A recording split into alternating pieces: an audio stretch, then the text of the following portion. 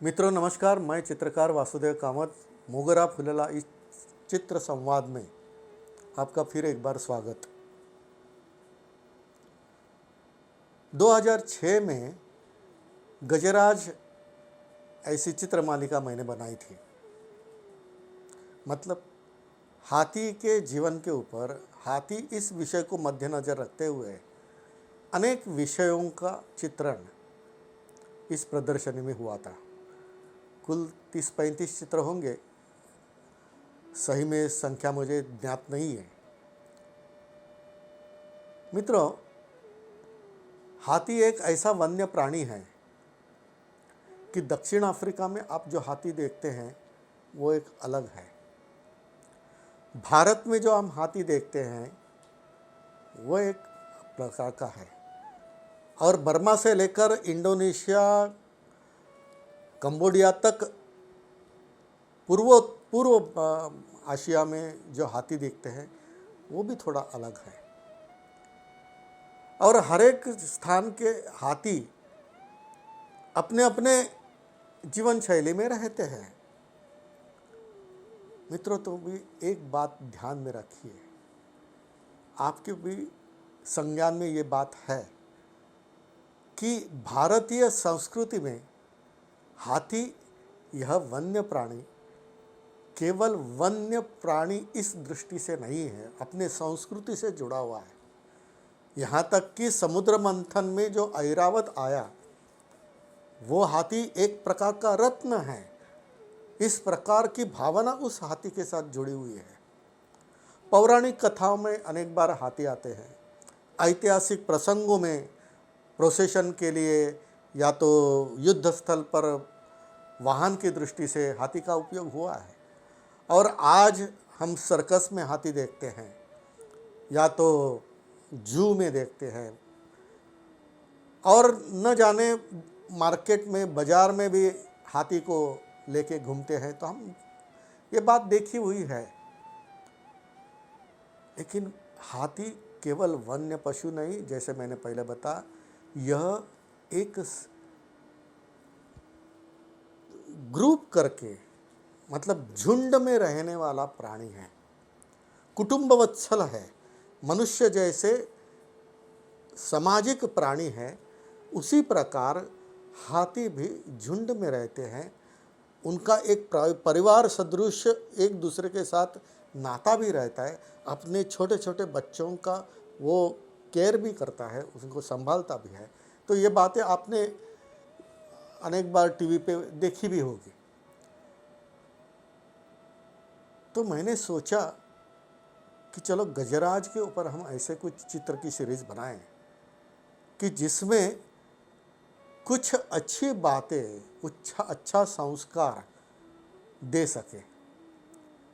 तो उस सीरीज़ में 30-35 तो चित्र बन गए, लेकिन कोई भी मालिका बनाना शुरू करता हूँ तो प्रदर्शन के लिए 30-35 की मर्यादा होती है, लेकिन सीरीज़ या मालिका वहीं रुकती नहीं। क्योंकि किसी एक विषय के ऊपर चिंतन करना, उनके बारे में पढ़ना, उनको चित्र के लिए किस प्रकार से हम प्रस्तुत कर सकते उसका भी विचार करना, यह कुछ समय के लिए व्रत जैसा काम शुरू हो जाता है। तब वो मालिका आगे चलकर भी अन्य और सुझाव या अन्य विषय संकल्पना दे सकती है, देती है। संस्कार यह चित्र जो है वो मैंने 2008 में किया था। वो इसलिए कि जो संस्कार करना है ना, वो बचपन से करना पड़ता है।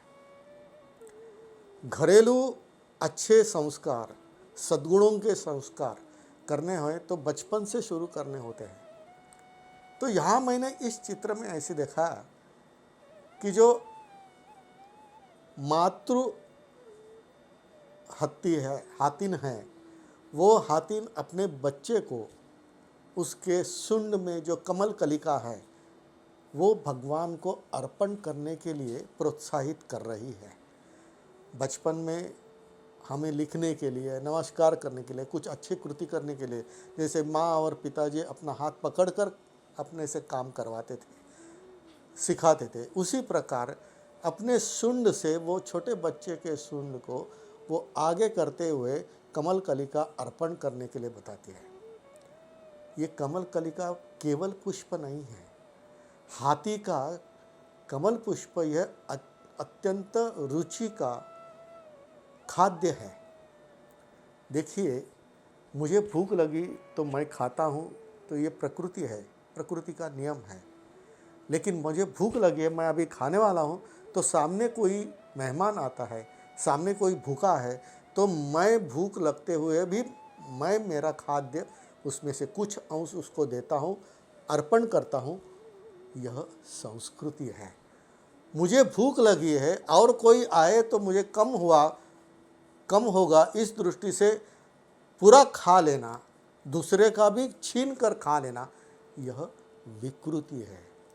तो अर्पण करने का संस्कार, अर्पण करने की भावना जो बचपन में सिखाई जाती है, वह संस्कृति यहाँ दिखाने के लिए मैंने इस चित्र में दिखाया है कि वो छोटी बच्चे को जो कमल कलिका है मूर्ति की तरफ अर्पण करने के लिए बोल रहा। ये मूर्ति इसलिए क्योंकि वहाँ वो बुद्ध भगवान की मूर्ति होगी या तो जंगल में कोई विष्णु की मूर्ति होगी, वो मायना नहीं रखता है। मायना ये रखता है कि नम्रता, विनम्रता और भक्ति भाव यह भी बचपन से ही संस्कारित करना होता है। यह पूज्य भाव मन में पैदा करने के लिए संस्कार करने की आवश्यकता है और वो बचपन से ही हो सकता है। इसीलिए मैंने इस चित्र में मैंने दिखाया कि वो मातृभाव उसके चेहरे के, हाथिन के चेहरे पे आपको दिखाई देगा और उसी प्रकार का भाव रखते हुए वो अपने सूंड से उसको आगे कर रही है, यहाँ तक कि पीछे से भी उसको प्रोत्साहन दे रही है, आगे कर रही है। तो इस प्रकार का भाव इस चित्र से हमेशा के लिए जब तक ये चित्र देखते हैं वह प्रतीत होना चाहिए, यह मेरी कामना है। मैं पहले भी बहुत बार बता चुका हूँ कि कोई भी कलाकृति जब जन्म लेती है तो वह कलाकार से भी अधिक आयु लेकर जन्म लेती है। अपने पश्चात भी अपना चित्र, अपना विचार प्रकट करता है। तो इस प्रकार की कलाकृति का निर्माण करना हो तो कलाकृति केवल शोभायमान वस्तु नहीं है, कलाकृति केवल मनोरंजन कृति नहीं है, तो कलाकृति एक अच्छा विचार भी चिरंतन स्वरूप से दे सकती है।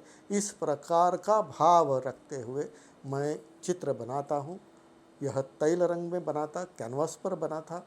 इस चित्र को जिन जिन लोगों ने देखा उसको देखते ही कुछ लोग तो नमस्कार करते थे, कुछ लोग तो भाव विभोर हो जाते थे और कुछ लोग इस चित्र को दंडवत भी करते थे। तो इस प्रकार का भाव निर्माण करना, इस प्रकार से चित्र के माध्यम से अपने विचारों को रसिकों के मन तक, हृदय तक संक्रमित करना मेरा उद्देश्य रहता है। इसके आगे हम फिर आगे ऐसे ही कुछ चित्रों के साथ फिर मिलेंगे। नमस्कार।